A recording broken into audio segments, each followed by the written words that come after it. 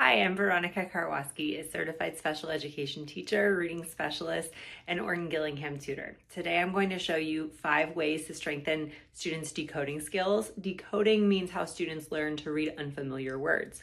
We'll go over 5 strategies that you can use today to help students become more fluent and automatic readers. Let's get into it. Now, the first way to strengthen students' decoding skills actually happens way before they have a word in front of them. And it happens by strengthening their phonemic awareness skills, which means being able to recognize and manipulate the sounds in spoken words. And one way I do that is by giving them a word to work with out loud. I can either say this word or maybe I pair it with a picture. And I have students practice segmenting out the sounds that they know are in the word. And they might not know right away, so I might have to model that for them. And that could look like sun, sun. And we do that a few different times with different words. We can also build on from that by having students practice recognizing familiar letter sounds in the words that they're segmenting, perhaps recognizing the vowel sound, or if they're having trouble, for example, remembering or automatically recognizing the last sound in words, I might build in some games by having them say a word and then switch out the sound at the end. So for example, in another word like not, I might say not, they say not, and then they segment it out, not. And then I tell them, let's say not, but let's change the t to d. What word do I have now? Nod, nod. So that's the first way to strengthen students' decoding skills, is by supporting phonemic awareness through exercises out loud. The second way I improve students' decoding skills is by making sure that they are automatic and accurate with letter sounds. I do this by using multisensory instruction, which means that I'm engaging multiple senses at once. I have students see the letter in front of them, trace the letter shape with their finger or a marker as they say the sound that the letter makes, and I usually involve actually the letter name, a keyword, and the sound. So this could look like you, up, They can even do a hand motion as well and point up as they do that. I am working on getting all of the letters on these big sheets with different visuals. I don't have it together yet, but soon I'm going to make it into a free resource for how to teach new students to read, and I'll link it down at the bottom when it is done. So you can check back with the video to get all of these resources that I'm showing you here in a free download later. Thank you.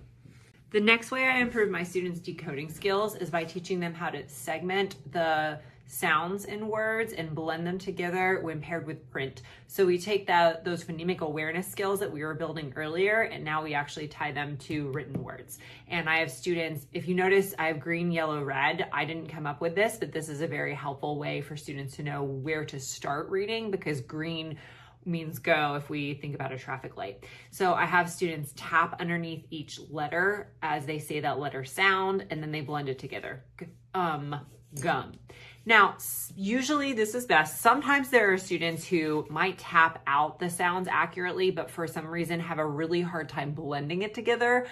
They might tap them out accurately, but say something completely different like mug or something else. And so continuous blending is a strategy that can be helpful for those students. So instead of having them tap out each individual sound, I might have them bring their finger here at the beginning of the word and then really work on holding each letter sound until they are all the way through the word. Sun, sun.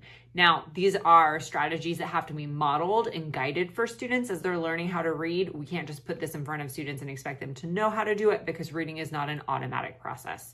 But these are some strategies you can model and guide students through.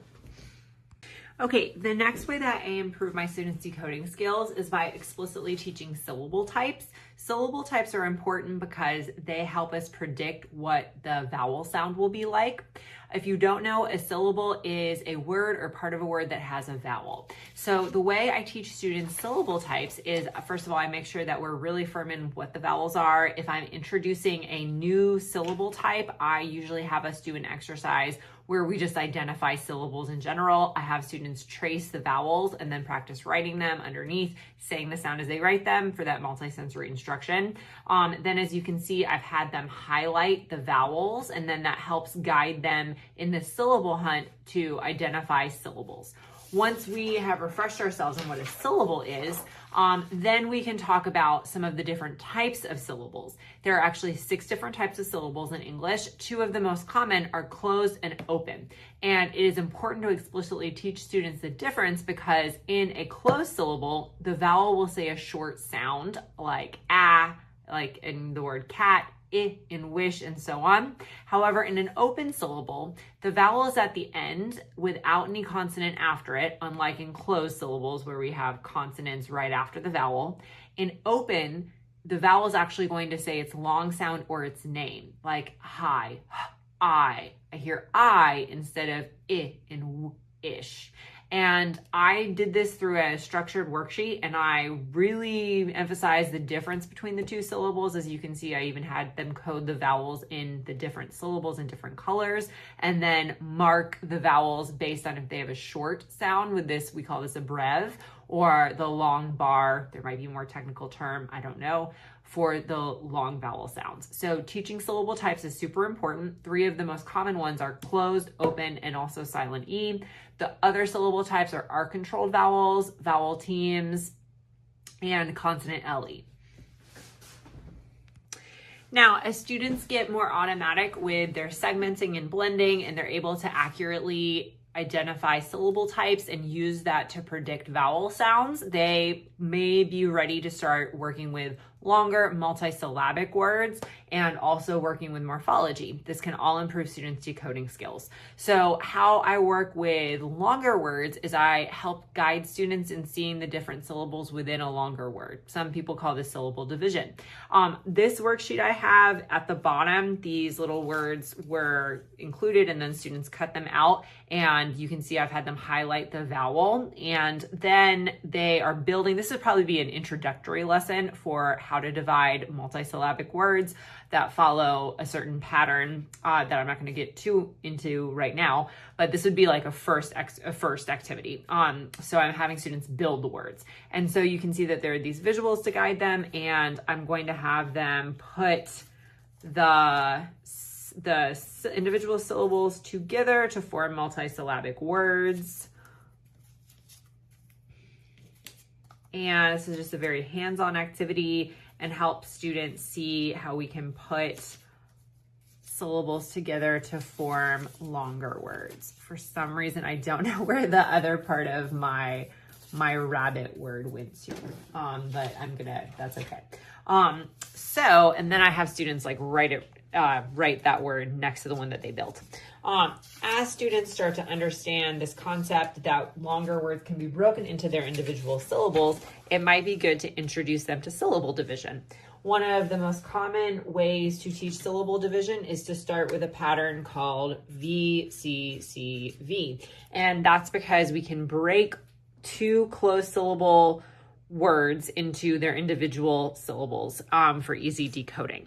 So in this exercise, I've had students again mark the vowels with one color and then the consonants with another, and then this can help them see where to actually split the word, and then they can practice reading one syllable at a time. Cat, fish, cat, fish. Those are the 5 most important strategies I found to help improve students' decoding skills and help them become fluent, accurate readers. Number 1, working on phonemic awareness skills, being able to segment sounds in spoken words. Number 2, being very automatic and fluent with letter sounds. Number 3, learning how to segment and blend sounds together when paired with print. Number 4, explicitly teaching the different syllable types so students can predict the vowel sounds in different words. And number 5, teaching them syllable division and how to work and break apart how to work with and break apart longer words. I hope this was helpful. I've linked all the products that I've used in this video below, and please check back because there will be a free download for how to teach new students to read that also has those big letter tracing sheets if you're interested in those. All right, thanks so much. Make sure to subscribe if you want to see more videos on how to teach students to read.